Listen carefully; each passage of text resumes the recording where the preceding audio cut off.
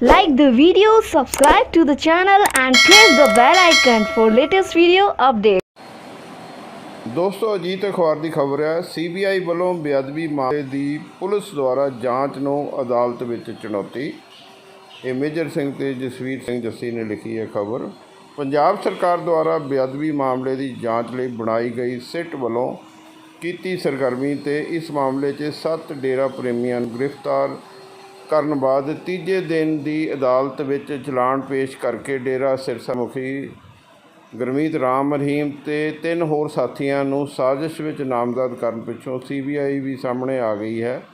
ਉਹਨਾਂ ਨੇ ਪੰਜਾਬ ਪੁਲਿਸ ਦੀ ਇਸ ਜਾਂਚ ਨੂੰ ਕਾਨੂੰਨ ਦੀ ਕਰਾਰ ਦਿੰਦਿਆਂ ਮੋਹਾਲੀ ਦੀ CBI ਅਦਾਲਤ ਵਿੱਚ ਚੁਣੌਤੀ ਦਿੱਤੀ ਹੈ। CBI ਸਪੈਸ਼ਲ ਜੱਜ ਮੋਹਾਲੀ GS ਸ਼ੇਖੋਂ ਦੀ ਅਦਾਲਤ ਵਿੱਚ ਦਰਖਾਸਤ ਦੇ ਕੇ CBI ਨੇ ਮੰਗ ਕੀਤੀ ਹੈ ਕਿ ਸਿੱਟ ਮੁਖੀ ਨੂੰ ਨੋਟਿਸ ਜਾਰੀ ਕਰਕੇ ਅਸਲ ਰਿਪੋਰਟ ਤੇ ਜਾਂਚ ਨਾਲ ਸੰਬੰਧਿਤ ਸਾਰੇ ਕਾਗਜ਼ਾਤ ਮੰਗਵਾਏ ਜਾਣ ਤੇ ਸਿੱਟ ਨੂੰ ਸੁਪਰੀਮ ਕੋਰਟ 'ਚ CBI ਵੱਲੋਂ ਦਾਇਰ ਪਟੀਸ਼ਨ ਦਾ ਫੈਸਲਾ ਹੋਣ ਤੱਕ ਜਾਂਚ ਕਰਨ ਤੋਂ ਰੋਕਿਆ ਜਾਵੇ। ਇਸੇ ਸੰਬੰਧ ਵਿੱਚ ਸੁਖਪਾਲ ਸਿੰਘ ਖਹਿਰਾ ਨੇ ਇੱਕ ਜਿਹੜਾ ਹੈਗਾ ਸੋਸ਼ਲ ਮੀਡੀਆ 'ਤੇ ਕੀਤਾ ਹੈਗਾ, ਉਹ ਵੀ ਤੁਹਾਨੂੰ ਦਿਖਾਉਂਦੇ ਹਾਂ। ਜੱਜ ਨੇ ਮਾਮਲੇ ਦੀ ਗੰਭੀਰਤਾ ਨੂੰ ਪ੍ਰਵਾਨ ਕਰਦਿਆਂ ਮੁੱਖ ਕੇਸ ਦੀ ਸੁਣਵਾਈ ਦੀ ਤਰੀਕ ਅਗਾਊਂ ਕਰਦਿਆਂ 10 ਜੁਲਾਈ ਨੂੰ ਨਵੀਂ ਤਰੀਕ ਨਿਸ਼ਚਿਤ ਕੀਤੀ ਹੈ। ਸੁਖਪਾਲ ਸਿੰਘ ਖਹਿਰਾ ਨੇ 15-16 ਮਿੰਟ ਇਸ ਮਾਮਲੇ 'ਤੇ ਉਹਨਾਂ ਨੇ ਸਪੀਚ ਕੀਤੀ। ਉਹ ਕਹਿੰਦੇ ਵੀ ਭਾਰਤ ਸਰਕਾਰ ਰਾਮ ਰਹੀਮ ਬਚਾਉਣ ਦੀ ਕੋਸ਼ਿਸ਼ ਕਰ ਰਹੀ ਹੈ।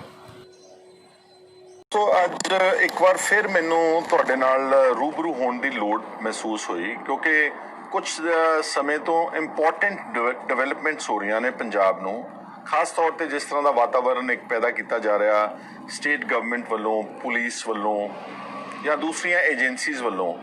ਉਹਦੇ 'ਚ ਆਪਾਂ ਸਭ ਨੂੰ ਹਰ ਡਿਵੈਲਪਮੈਂਟ ਦੀ ਅਹਿਮੀਅਤ ਸਮਝ ਕੇ ਔਰ ਉਹਦੇ 'ਤੇ ਇੱਕ ਕਲੋਜ਼ ਵਾਚ ਰੱਖਣ ਦੀ ਲੋੜ ਹੈ। ਅੱਜ ਹਿੰਦੁਸਤਾਨ ਟਾਈਮਜ਼ ਵਿੱਚ ਬਹੁਤ ਵੱਡੀ ਖਬਰ ਲੱਗੀ ਹੈ, ਮੇਰੇ ਖਿਆਲ ਬਹੁਤ ਸਾਰੀ ਦੁਨੀਆ ਨੇ ਤਕਰੀਬਨ ਦੇਖ ਲਈ ਹੋਣੀ ਹੈ, ਪੜ੍ਹ ਲਈ। ਇਹਦਾ ਹੈਡਿੰਗ ਲਾਇਆ ਉਹਨਾਂ ਨੇ, ਆ ਮੇਰੇ ਕੋਲ ਰਿਪੋਰਟ ਹੈਗੀ ਆ, ਤੁਸੀਂ ਦੇਖ ਸਕਦੇ ਹੋ। ਇਹਦਾ ਹਿੰਦੁਸਤਾਨ ਟਾਈਮਜ਼ ਦੇ ਫਰਸਟ ਪੇਜ ਸਟੋਰੀ ਆ, stop SIT probe in sacrilege cases CBI to Mohali court. ਤੁਸੀਂ ਸਾਰੇ ਜਾਣਦੇ ਹੋ ਕਿ ਮੋਹਾਲੀ ਦੀ ਅਦਾਲਤ ਵਿੱਚ ਜਿਹੜੇ 2000 ਬੇਅਦਬੀ ਦੇ ਮਾਮਲੇ ਨੇ, ਉਹਨਾਂ ਦੀ ਸੁਣਵਾਈ ਚੱਲ ਰਹੀ ਹੈ। ਔਰ ਇਹਦਾ ਥੋੜ੍ਹਾ ਜਿਹਾ ਪਿਛੋਕੜ ਦੱਸਣਾ ਜ਼ਰੂਰੀ ਹੈ ਕਿ ਜਦੋਂ ਅਕਾਲੀ ਦਲ ਦੀ ਸਰਕਾਰ ਸੀ, ਬਾਦਲ ਪਰਿਵਾਰ ਦੀ, ਉਦੋਂ ਜਦੋਂ ਬਹੁਤ ਸ਼ੋਰਗੁਲ ਹੋਇਆ, ਉਹਨਾਂ ਨੇ ਜਿਹੜੇ ਬੇਅਦਬੀ ਦੇ ਮਾਮਲੇ ਸੀਗੇ ਉਹ ਉਸ ਵਕਤ ਜਾਂਚ ਜਿਹੜੀ ਸੀ CBI ਨੂੰ ਦੇ ਦਿੱਤੀ। ਥੋੜਾ ਸਲੋ ਕਰ ਲਓ, ਉਹ ਜਾਂਚ ਜਿਹੜੀ ਸੀ CBI ਨੂੰ ਦੇ ਦਿੱਤੀ। ਉਸ ਤੋਂ ਬਾਅਦ ਸਰਕਾਰ ਬਦਲੀ, ਕੈਪਟਨ ਅਮਰਿੰਦਰ ਸਿੰਘ ਨੇ, ਕਿਉਂਕਿ ਬਹੁਤ ਵੱਡੇ ਵਾਅਦੇ ਕੀਤੇ ਸੀ ਲੋਕਾਂ ਦੇ ਨਾਲ, ਉਹਨਾਂ ਨੇ ਇਹ ਜਿਹੜੀ ਜਾਂਚ ਸੀਗੀ ਇਹ ਨਵੇਂ ਸਿਰੇ ਤੋਂ ਇੱਕ SIT ਬਣਾ ਦਿੱਤੀ। ਜਿਹੜੀ SIT ਜਿਹੜੀ ਬਾਦਲਾਂ ਦੇ ਵੇਲੇ ਸੀ, ਉਹ ਰਣਬੀਰ ਖੱਟੜਾ ਜਿਹੜੇ ਸ਼ਾਇਦ DIG ਨੇ, ਉਹਨਾਂ ਦੇ ਮੁਤਹਿਤ ਆ ਹਲੇ ਵੀ ਉਹ ਆਪਣਾ। ਉਹਨਾਂ ਨੇ ਉਦੋਂ ਵੀ ਅਕਾਲੀ ਦਲ ਦੇ ਰਾਜ ਵੇਲੇ ਜਿਹੜਾ ਡੇਰਾ ਸੱਚਾ ਸੌਦਾ ਦੇ ਫੋਲੋਅਰਸ ਸੀਗੇ, ਉਹਨਾਂ ਦੇ ਉੱਤੇ ਉਹਨਾਂ ਨੂੰ ਨਾਮਜ਼ਦ ਕੀਤਾ ਸੀਗਾ ਕਿ ਇਹ ਜਿਹੜੀਆਂ ਬੇਅਦਬੀਆਂ ਹੋਈਆਂ ਨੇ ਇਹਦੇ ਪਿੱਛੇ ਉਹਨਾਂ ਲੋਕਾਂ ਦਾ ਹੱਥ ਹੈ। ਔਰ ਉਸ ਤੋਂ ਬਾਅਦ ਜਦੋਂ ਹੁਣ ਸਰਕਾਰ ਬਦਲੀ ਆ, ਤੁਸੀਂ ਦੇਖਿਆ ਹੋਣਾ ਕਿ CBI ਨੇ ਇੱਕ ਕਲੋਜ਼ਰ ਰਿਪੋਰਟ ਫਾਈਲ ਕਰ ਦਿੱਤੀ ਅਦਾਲਤ ਵਿੱਚ ਜਾ ਕੇ ਕਿ ਇਸ ਕੇਸ ਨੂੰ ਸਾਰਿਆਂ ਨੂੰ ਬੰਦ ਕੀਤਾ ਜਾਵੇ ਬੇਅਦਬੀਆਂ ਦੇ। CBI ਦੀ ਜਾਂਚ ਬਾਦਲ ਦੀ ਸਰਕਾਰ ਨੇ ਲਾਈ ਸੀ ਤੇ CBI ਨੇ ਕੈਪਟਨ ਅਮਰਿੰਦਰ ਸਿੰਘ ਦੇ ਰਾਜ ਵਿੱਚ ਮੋਹਾਲੀ ਦੀ ਅਦਾਲਤ ਵਿੱਚ ਇੱਕ ਅਰਜ਼ੀ ਦਿੱਤੀ ਕਿ ਇਹ ਸਾਰਾ ਮਾਮਲਾ ਜਿਹੜਾ ਹੈਗਾ ਇਸ ਨੂੰ ਬੰਦ ਕੀਤਾ ਜਾਵੇ, ਕਿਉਂਕਿ ਜਿਹੜੀ ਸ਼ੱਕ ਦੀ ਸੂਈ ਸੀ ਕਿੱਥੇ ਜਾ ਰਹੀ ਸੀਗੀ, ਤਾਂ ਉਹ ਯਕੀਨਨ CBI ਉਹਨਾਂ ਨੂੰ ਡਿਫੈਂਡ ਕਰਨਾ ਚਾਹੁੰਦੀ ਸੀ ਕਿ ਇਸ ਨੂੰ ਬੰਦ ਕਰ ਦਿਓ। ਬਹੁਤ ਫਿਰ ਪ੍ਰੈਸ਼ਰ ਪਿਆ ਅਮਰਿੰਦਰ ਸਿੰਘ ਤੇ ਉਹਨਾਂ ਨੇ ਕਿਹਾ ਕਿ CBI ਗਲਤ ਕਰ ਰਹੀ ਹੈ। ਉਹਨਾਂ ਨੇ ਅਦਾਲਤ ਵਿੱਚ ਅਰਜ਼ੀ ਦਿੱਤੀ ਕਿ CBI ਦੀ ਜਿਹੜੀ ਅਸੀਂ ਸਾਰੀ ਮੈਂਡੇਟ ਇਸ ਨੂੰ ਵਿਡਰਾਅ ਕਰਦੇ ਹਾਂ, ਇਸ ਦੀ ਜਾਂਚ ਜਿਹੜੀ ਆ ਉਹ ਨਵੇਂ ਸਿਰੇ ਤੋਂ ਪੰਜਾਬ ਦੀ SIT ਜਿਹੜੀ ਹੈਗੀ ਆ ਉਹ ਕਰੇਗੀ। CBI ਨੇ ਉਸ ਫੈਸਲੇ ਨੂੰ ਚੁਣੌਤੀ ਦਿੱਤੀ, ਪਹਿਲਾਂ ਹਾਈ ਕੋਰਟ ਵਿੱਚ। ਇਹ ਸਾਰੇ ਡਿਟੇਲਸ ਇਸ ਖਬਰ ਵਿੱਚ ਹੈ, ਮੈਂ ਆਪਣੇ ਕੋਲੋਂ ਨਹੀਂ ਬਣਾ ਰਿਹਾ। ਹਾਈ ਕੋਰਟ ਨੇ CBI ਦੇ ਉਸ ਕੇਸ ਨੂੰ ਡਿਸਮਿਸ ਕਰਤਾ ਕਿ ਨਹੀਂ, ਜੋ ਪੰਜਾਬ ਸਰਕਾਰ ਬੇਅਦਬੀਆਂ ਦੇ ਮਾਮਲੇ ਵਿੱਚ ਅਗਰ ਜਾਂਚ ਪੰਜਾਬ ਸਰਕਾਰ ਦੀ ਪੁਲਿਸ ਕਰਨਾ ਚਾਹੁੰਦੀ ਤੇ ਉਹਨਾਂ ਨੂੰ ਅਧਿਕਾਰ ਹੈ। ਉਸ ਤੋਂ ਬਾਅਦ ਸੀਬੀਆਈ ਨੇ ਉਸੇ ਫੈਸਲੇ ਨੂੰ supreme court of India challenge ਕੀਤਾ। ਸੁਪਰੀਮ ਕੋਰਟ ਨੇ ਵੀ ਉਹਨਾਂ ਦੀ ਇਸ ਪਲੀ ਨੂੰ ਡਿਸਮਿਸ ਕਰਤਾ ਤੇ ਇਹਦੇ ਬਾਵਜੂਦ ਸੀਬੀਆਈ ਨੇ ਆਣ ਕੇ ਹੁਣ ਮੋਹਾਲੀ ਦੀ ਅਦਾਲਤ ਵਿੱਚ ਕੱਲ ਫਿਰ ਇੱਕ ਅਰਜ਼ੀ ਦਿੱਤੀ ਆ ਕਿ ਜਿਹੜਾ SIT ਪ੍ਰੋਬ ਕਰ ਰਹੀ ਆ ਸਾਰੇ ਬੇਅਦਬੀਆਂ ਦੇ ਮਾਮਲੇ, ਇਹਨੂੰ ਇੱਥੇ ਰੋਕਿਆ ਜਾਵੇ। ਜਿਹੜੀ ਸ਼ਾਇਦ ਰਣਬੀਰ ਖੱਟੜੇ ਵਾਲੀ SIT ਜਿਸ ਨੇ ਹੁਣ ਥੋੜੇ ਦਿਨ ਪਹਿਲਾਂ ਜਿੱਥੇ ਸ਼ਾਇਦ ਕਾਫੀ ਡੇਰਾ ਸੱਚਾ ਸੌਦਾ ਦੇ ਜਿਹੜੇ ਸਪੋਰਟਰ ਸੀ ਉਹਨਾਂ ਨੂੰ ਨਾਮਜ਼ਦ ਕੀਤਾ, ਲੇਕਿਨ ਸਭ ਤੋਂ ਇੰਪੋਰਟੈਂਟ ਗੱਲ ਜਿਹਦੇ ਕਰਕੇ ਸੀਬੀਆਈ ਹੁਣ ਮੁਦਾਖਲਤ ਕਰ ਰਹੀ ਆ ਉਹ ਹੈਗੀ ਆ ਡੇਰਾ ਸੱਚਾ ਸੌਦਾ ਦਾ ਮੁਖੀ ਜਿਹੜਾ ਰਾਮ ਰਹੀਮ ਸਿੰਘ, ਉਸ ਨੂੰ ਨਾਮਜ਼ਦ ਕਰ ਦਿੱਤਾ SIT ਨੇ ਕਿ ਬੇਅਦਬੀਆਂ ਦੇ ਵਿੱਚ ਇਸ ਆਦਮੀ ਦਾ ਹੱਥ ਹੈਗਾ ਵਾ। ਹੁਣ ਸੀਬੀਆਈ ਨੂੰ ਹੱਥਾਂ ਪੈਰਾਂ ਦੀ ਪੈ ਗਈ ਆ ਕਿਉਂਕਿ ਅਗਰ ਇਹ ਸਾਰਾ ਬੇਨਕਾਬ ਹੋ ਜਾਂਦਾ ਮਸਲਾ ਬੇਅਦਬੀਆਂ ਦਾ, ਕਿਸ ਤਰ੍ਹਾਂ ਡੇਰਾ ਸੱਚਾ ਸੌਦਾ ਦਾ ਹੱਥ ਸੀਗਾ, ਤਾਂ ਮੈਂ ਸਮਝਦਾ ਵਾਂ ਕਿ ਜਿਹੜਾ ਰੋਜ਼ ਦਿਹਾੜੀ ਸਿੱਖਾਂ ਤੇ ਇਲਜ਼ਾਮ ਲਾਏ ਜਾ ਰਹੇ ਨੇ, ਜਿੱਦਾਂ ਰੁਪਿੰਦਰ ਤੇ ਉਹਦੇ ਭਰਾ ਨੂੰ ਜਸਵਿੰਦਰ ਨੂੰ ਉਸ ਵੇਲੇ ਅਕਾਲੀਆਂ ਦੀ ਸਰਕਾਰ ਨੇ ਚੱਕ ਕੇ ਟੌਰਚਰ ਕੀਤਾ ਸੀਗਾ ਔਰ ਇਹਨਾਂ ਤੋਂ ਘੁਆਉਣਾ ਚਾਹੁੰਦੇ ਸੀਗੇ ਕਿ ਇਹ ਬੇਅਦਬੀਆਂ ਸਾਰੀਆਂ ਅਸੀਂ ਕੀਤੀਆਂ ਨੇ। ਇਸ ਤਰ੍ਹਾਂ ਨਾਲ ਫਿਰ ਸੀਬੀਆਈ ਦੇ ਕੋਲ ਇਹ ਕੋਈ ਇਲਜ਼ਾਮ ਲਾਉਣ ਨੂੰ ਅੱਗੇ ਕੋਈ ਗੱਲ ਨਹੀਂ ਰਹਿ ਜਾਏਗੀ ਔਰ ਜਿਹੜਾ ਡੇਰਾ ਸੱਚਾ ਸੌਦਾ ਦਾ ਰੋਲ ਹੈ ਉਹ ਕੈਟੇਗੋਰਿਕਲੀ ਲੋਕਾਂ ਦੇ ਸਾਹਮਣੇ ਨੰਗਾ ਹੋ ਜਾਏਗਾ। ਕਰਨਾ ਤਾਂ ਅਕਾਲੀਆਂ ਨੂੰ ਚਾਹੀਦਾ ਸੀਗਾ ਉਸ ਵੇਲੇ, ਜੇ ਬਾਦਲ ਦੀ ਸਰਕਾਰ ਉਸ ਵੇਲੇ ਸਹੀ ਮਾਇਨਿਆਂ ਵਿੱਚ ਇਨਵੈਸਟੀਗੇਟ ਕਰਦੀ ਔਰ ਇਹ ਤੱਥ ਸਾਹਮਣੇ ਲੈ ਆਉਂਦੀ ਤਾਂ ਸ਼ਾਇਦ ਇਹ ਨੌਬਤ ਨਾ ਆਉਂਦੀ। ਔਰ ਜਿਸ ਢੰਗ ਦੇ ਨਾਲ ਬਾਦਲ ਦੀ ਸਰਕਾਰ ਨੇ ਉਸ ਵੇਲੇ ਜਿਹੜਾ ਗੁਰੂ ਗੋਬਿੰਦ ਸਿੰਘ ਜੀ ਮਹਾਰਾਜ ਦੀ ਪੋਸ਼ਾਕ ਵਾਲਾ ਕੇਸ ਸੀਗਾ ਬਠਿੰਡਾ ਦੇ ਸੈਸ਼ਨ ਕੋਰਟ ਵਿੱਚ, ਇਹਨਾਂ ਨੇ ਐਨ 2012 ਦੀ ਇਲੈਕਸ਼ਨ ਤੋਂ ਪਹਿਲਾਂ ਉਸ ਕੇਸ ਨੂੰ ਸੁਖਬੀਰ ਸਿੰਘ ਬਾਦਲ ਦੀ ਸਰਕਾਰ ਨੇ ਵਿਡਰਾਅ ਕੀਤਾ। ਉਹ ਸਾਰਾ ਮਾਮਲਾ ਜਿਹੜਾ ਸੀਗਾ ਉਹ ਫਿਰ ਪੰਜਾਬ ਦੇ ਵਿੱਚ ਲੋਕਾਂ ਦੇ ਜਜ਼ਬਾਤ ਭੜਕਦੇ ਰਹੇ, ਗੱਲ ਤੁਰੀ ਰਹੀ ਔਰ ਹੁਣ ਜਿਹੜਾ ਸੀਬੀਆਈ ਨੇ ਹੈਗਾ ਉਹ ਅਦਾਲਤ ਵਿੱਚ ਇਹ ਕਹਿਣਾ ਕਿ SIT ਦੇ ਪ੍ਰੂਫ ਨੂੰ ਬੰਦ ਕਰਾਇਆ ਜਾਵੇ, ਜਦਕਿ ਸੁਪਰੀਮ ਕੋਰਟ ਸੀਬੀਆਈ ਦੀ ਅਦਾਲਤ ਸੀਬੀਆਈ ਦੀ ਇਸ ਡਿਫੈਂਸ ਨੂੰ, ਉਹਨਾਂ ਦੀ ਮੁਦਾਖਲਤ ਨੂੰ ਬੇਅਦਬੀ ਦੇ ਕੇਸਾਂ ਵਿੱਚ ਡਿਸਮਿਸ ਕਰ ਚੁੱਕੀ ਆ। ਇਹਦੇ ਬਾਵਜੂਦ ਸੀਬੀਆਈ ਫਿਰ ਆ ਰਹੀ ਆ। ਔਰ ਇੱਥੇ ਗੱਲ ਇੱਕ ਹੋਰ ਬੜੀ ਇੰਪੋਰਟੈਂਟ ਕਹਿਣਾ ਚਾਹੁੰਦਾ ਕਿ ਸਭ ਨੂੰ ਚੇਤੇ ਹੋਗਾ ਕਿ ਮੋੜ ਬੰਬ ਬਲਾਸਟ ਹੋਇਆ 2017 ਦੀ ਇਲੈਕਸ਼ਨ ਵਿੱਚ, ਉਹਦੇ 'ਚ 7 ਬੱਚੇ ਬੇਗੁਨਾਹ ਮਰੇ ਨੇ ਕਿਉਂਕਿ ਔਰ ਪੰਜਾਬ ਪੁਲਿਸ ਇਸ ਕਰਕੇ ਇਨਵੈਸਟੀਗੇਟ ਨਹੀਂ ਕਰ ਰਹੀ ਮੋੜ ਬੰਬ ਬਲਾਸਟ ਨੂੰ ਕਿਉਂਕਿ ਉਹਦੀ ਸੂਈ ਵੀ ਉੱਥੇ ਹੀ ਜਾਂਦੀ ਆ।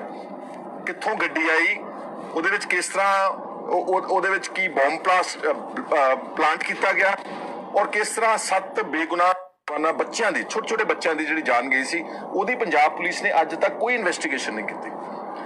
ਤੇ ਆ ਜਿਹੜਾ ਹੁਣ ਕਦਮ ਆ ਸੀਬੀਆਈ ਦਾ, ਇਹ ਸਾਫ਼ ਦੱਸਦਾ ਵਾ ਕਿ ਉਹ ਬਚਾਉਣਾ ਚਾਹੁੰਦੇ ਨੇ ਉਸ, ਇਹਨੂੰ ਵੋਟ ਬੈਂਕ ਪੋਲਿਟਿਕਸ ਕਹਿ ਦਿਓ, ਇਹਨੂੰ ਏਜੰਸੀਜ਼ ਦੇ ਅੱਗੇ ਉਹਨਾਂ ਦਾ ਇੱਕ ਕਹਿ ਦਿਓ ਕਿ ਉਹਨਾਂ ਦੇ ਥਰੂ ਆਪਰੇਟ ਹੋ ਰਿਹਾ ਸੀਗਾ ਔਰ ਸਾਰੀ ਇੱਕ ਕਮਿਊਨਿਟੀ ਨੂੰ ਬਦਨਾਮ ਕੀਤਾ ਜਾ ਰਿਹਾ ਸੀਗਾ ਕਿ ਸਾਰਾ ਸ਼ਾਇਦ ਕੰਮ ਇਹਨਾਂ ਵਿੱਚੋਂ ਕਿਸੇ ਨੇ ਕੀਤਾ ਵਾ, ਇਸ ਲਈ ਉਸ ਜਾਂਚ ਨੂੰ ਰੋਕਣ ਦੇ ਉਪਰਾਲੇ ਕੀਤੇ ਜਾ ਰਹੇ।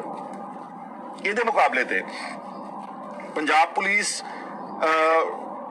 ਮੋੜ ਬੰਬ ਬਲਾਸਟ ਨੂੰ ਤਾਂ ਇਨਵੈਸਟੀਗੇਟ ਨਹੀਂ ਕਰ ਪਾ ਰਹੀ ਜਾਂ ਆ ਜਿਹੜੇ ਤੱਥ ਸਾਹਮਣੇ ਆ ਰਹੇ ਨੇ ਇਹਨਾਂ ਨੂੰ ਜ਼ੋਰਦਾਰ ਢੰਗ ਦੇ ਨਾਲ ਇਹਨਾਂ ਨੂੰ ਐਕਸਪੋਜ਼ ਨਹੀਂ ਕੀਤਾ ਜਾ ਰਿਹਾ। ਪਰ ਯੂਆਪਾ ਜਿਹੜਾ ਕਾਨੂੰਨ ਜਿਹਦੀ ਮੈਂ ਹੁਣ ਟੈਰਿਟ ਸ਼ੁਰੂ ਕੀਤੀ ਹੈ, ਜਿਹੜਾ ਅਸੀਂ ਲੋਕ ਕਚਹਿਰੀ ਲਾਉਣੀ ਸ਼ੁਰੂ ਕੀਤੀ ਆ, ਉਹਦੇ ਤਹਿਤ ਤਾਂ ਬਹੁਤ ਛੇਤੀ ਚੱਕ ਕੇ ਨੌਜਵਾਨਾਂ ਨੂੰ ਫੜ ਕੇ ਤੇ ਅਰੈਸਟ ਕੀਤਾ ਜਾ ਰਿਹਾ, ਚਾਹੇ ਉਹ ਲਵਪ੍ਰੀਤ ਸਿੰਘ। ਹੁਣ ਸਾਰੇ ਫੈਕਟ ਸਾਹਮਣੇ ਆ ਰਹੇ ਨੇ। ਜਿਹੜਾ ਮੈਂ ਕੱਲ ਗਿਆ ਉੱਥੇ ਸੇਰਾ ਪਿੰਡ ਵਿੱਚ ਸੁਖਚੈਨ ਸਿੰਘ ਇੱਕ ਦਲਿਤ ਨੌਜਵਾਨ ਨੂੰ ਜਿਹੜਾ ਉਹਦੇ 'ਚ ਗ੍ਰਿਫਤਾਰ ਕੀਤਾ, ਜਦੋਂ ਉਹਦੀ ਸਾਰੀਆਂ ਡਿਟੇਲਸ ਕਰਦੀਆਂ ਉਹਦੇ ਵਿੱਚ ਇੱਕ ਲਵਪ੍ਰੀਤ ਨੂੰ ਇਨਵੋਲਵ ਕੀਤਾ। ਪਤਾ ਲੱਗਿਆ ਕਿ ਲਵਪ੍ਰੀਤ ਸ਼ਾਹੀਨ ਬਾਗ ਦੇ ਵਿੱਚ ਜਿਹੜਾ ਮੋਰਚਾ ਲੱਗਿਆ ਸੀਗਾ ਐਂਟੀ ਸਿਟੀਜ਼ਨ ਅਮੈਂਡਮੈਂਟ ਐਕਟ ਦੇ ਖਿਲਾਫ, ਉਹਦੇ 'ਚ ਲੰਗਰ ਦੀ ਸੇਵਾ ਕਰਦਾ ਸੀਗਾ ਔਰ ਬਹੁਤ ਗਰੀਬ ਬੱਚਾ ਵਾ। I think he is only 18-19 years old, ਸਿਰਫ 18-19 ਸਾਲ ਉਮਰ ਆ ਔਰ ਉਹ ਗੂਲਾ ਪਿੰਡ ਹੈ ਉਹਨਾਂ ਦਾ ਕੈਥਲ ਜ਼ਿਲ੍ਹੇ ਦੇ ਵਿੱਚ। ਸਮਾਣੇ ਇੱਕ ਸੀਸੀਟੀਵੀ ਜਿੱਥੇ ਬਣਦੇ ਨੇ ਸ਼ਾਇਦ ਉੱਥੇ ਕਿਸੇ ਦੁਕਾਨ ਤੇ ਕੰਮ ਕਰਦਾ ਸੀ, ਦਿਹਾੜੀਦਾਰ, ਜਿੱਦਾਂ ਸੁਖਚੈਨ ਸਿੰਘ ਦਾ ਪਰਿਵਾਰ ਕੱਲ ਦਿਖਾਇਆ ਟੋਟਲ ਦਿਹਾੜੀਦਾਰ, ਇਦਾਂ ਹੀ ਬਿਲਕੁਲ ਲਵਪ੍ਰੀਤ ਸਿੰਘ ਆ। ਉਸ ਨਾਲ ਅੱਗੇ ਜੋੜਿਆ ਇੱਕ ਅਚਾਨਕ ਪਿੰਡ ਆ ਮਾਨਸਾ ਦਾ, ਅੰਮ੍ਰਿਤਪਾਲ ਸਿੰਘ ਇੱਕ ਉੱਥੋਂ ਦਾ ਜੋੜ ਲਿਆ। ਇੱਕ ਮੁੰਡਾ ਆਇਡੈਂਟੀਫਾਈ ਉਸੇ FIR ਦੇ ਵਿੱਚ ਅਸੀਂ ਲੱਭ ਰਹੇ ਹਾਂ, ਗੈਵੀ ਇੱਕ ਨਵਾਂ ਸ਼ਹਿਰ ਦਾ, ਔਰ ਉਸੇ FIR ਦੇ ਵਿੱਚ ਜ਼ਿਕਰ ਕੀਤਾ ਇੱਕ ਜਸ ਕੋਈ ਬਟਾਲੇ ਦਾ।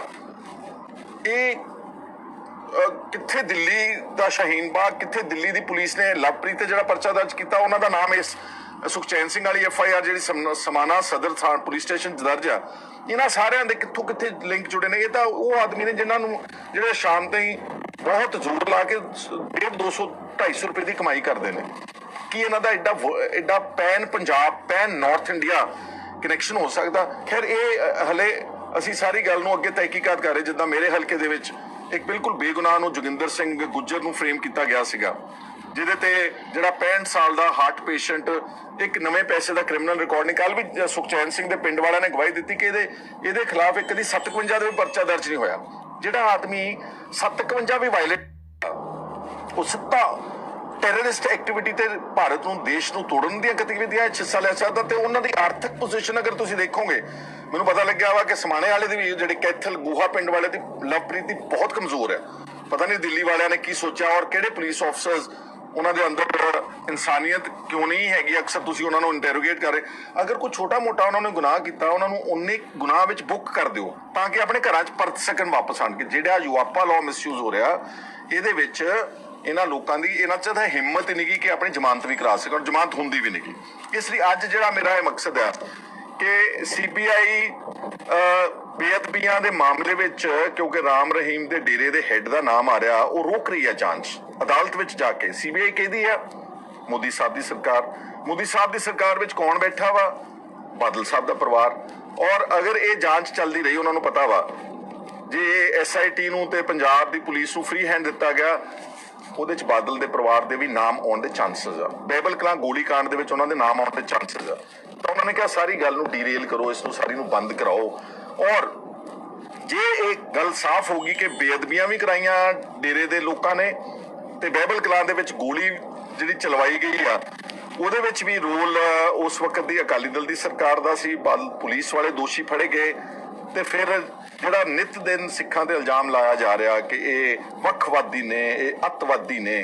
ਕਿਉਂਕਿ ਦੇਖੋ, ਜਦੋਂ ਤੁਸੀਂ ਸਹੀ ਗੁਨਾਹਗਾਰ ਨੂੰ ਫੜੋਗੇ ਕੋਈ ਰੌਲਾ ਨਹੀਂ ਪਵੇਗਾ। ਜਿਹੜੇ ਲੋਕ ਅਸਲ ਜ਼ਿੰਮੇਵਾਰ ਨੇ ਉਹਨਾਂ ਦੇ ਖਿਲਾਫ ਪੂਰਾ ਐਕਸ਼ਨ ਹੋਣਾ ਚਾਹੀਦਾ।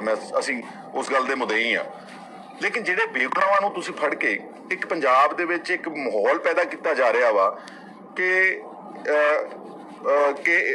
ਤਾਂ ਕਿ ਲੋਕਾਂ ਨੂੰ 2020 ਰੈਫਰੈਂਡਮ ਦੀ ਆੜ ਵਿੱਚ ਇੱਕ ਵਾਰੀ ਚੰਗੀ ਤਰ੍ਹਾਂ ਧਮਕਾ ਹੀ ਦਿਓ ਕਿ ਮੁੜ ਕੇ ਉੱਠਣ ਜੋਗੇ ਨਾ ਰਹਿਣ।